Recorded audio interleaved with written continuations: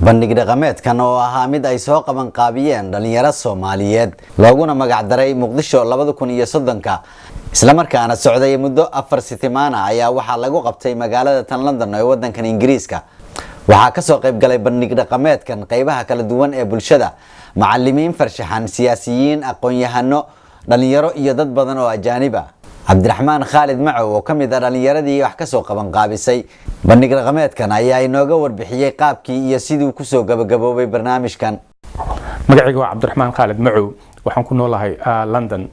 aniga iyo dhalinyaro badan oo soo xilqaantay ayaa go'aansatay in bandhigan aan sameeyno oo lagu magac daray Muqdisho 2030 waxaan sameeyay hay'ad la yiraahdo hal abuurka Soomaalida si markaasi bandhigyada noocan oo kale ah aan u soo bandhigno oo kormarsiinano magaalooyinkan oo kamid ah sida magaalada Muqdisho oo ah caasimadii ummadda iyo magaalooyinka mustaqbalka aan ka damacsanahay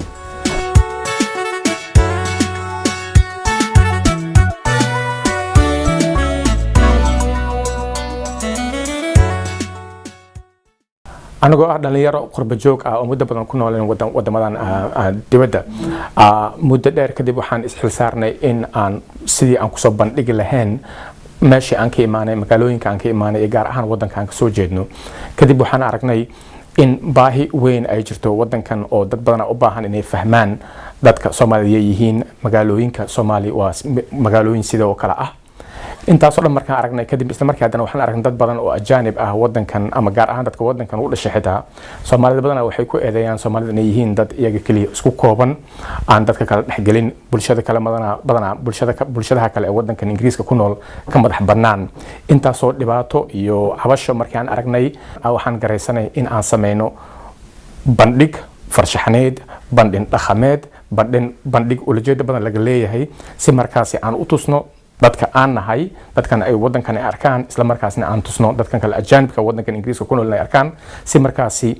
ay fikrad uga qaataan dadkan Soomaalida inaysan ahayn dad kaliya lagu yaqaano burbur dhibaato isqabqabsi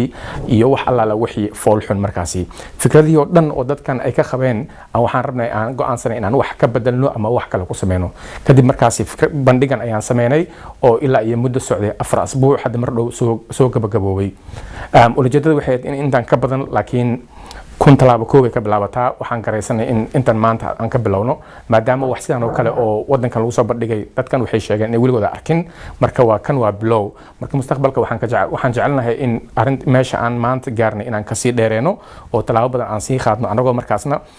mustaqbalka soo bandhigi doono magaalo kale hadda maanta waxaan ka bilaabnay Muqdisho aan ugu magac darnay Muqdisho 2030 aan ku soo bandhigano Muqdisho say noqon lahayd 2030 marka mustaqbalkan waxaan damacsanahay insha Allah in aan soo bandhigno ama aan soo qaadano magaalo kale oo kamid ah magaalooyinka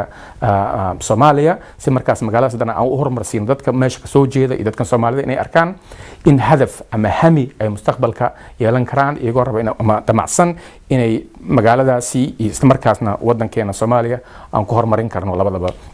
intii muddo aan arrimahan ku mashquulsaneen waxa inoo soo baxay dadka ajaanibka ah wadankan ha u dhashtaan ama dadkan dibadaha ka imaadeen inta fasaxa madaha noqdaan waxay aad u arkeen dadkan Soomaalida inay yihiin dad diyaar u ah inay dad kala dhex galaan ma aha daraasada ay sameeyeen sida hay'ad la yiraahdo Advam oo 2009 daraasad sameeyay oo ay ku eedeynayaan Soomaalida inay iyaga isku kooban yihiin marka ujeedadana waxay ahayn inaan markaan arrimahan la dagaaltano dadkan wax kale aan ka tusno marka mustaqbalka waxaan leenahay fikrada aad u dheer gaar ahaan maadaama wadankii Soomaaliya wadankeena oo aad u soo fiicnaanayo iyo magaalooyinkan gaar ahaan Muqdisho oo maanta hal qabsi aan ka dhiganay oo bilicdiisii iyo ammaankii oo aad u soo noqonayo marka waxaan rabnaa fikradahan oo dhan oo wada midaysan in mar aan horumarino isla markaasna wixii inta meeshan wadankan aan ka sameeynay magaaladan aan ka sameeynay inuu mustaqbalka saameyn ku yeesho Soomaaliya iyo magaalooyinka kale oo Soomaaliya kamid ah inay markaas iyaga arkaan aytiinkooda horumar inay sameeyaan inay gaar ahaan la dagaaltamaan wax alla wixii xun oo wadamadan iyo dadkan lagu eedeeyo isla markaasna wadankeena dib u dhisno maadaama dad kale noo maqan male aan ka ahayn anaga marka intaas ayaa rajaynaynaa mustaqbalka Yusuf Garabay warbaahinta qaranka Soomaaliyeed magaalada London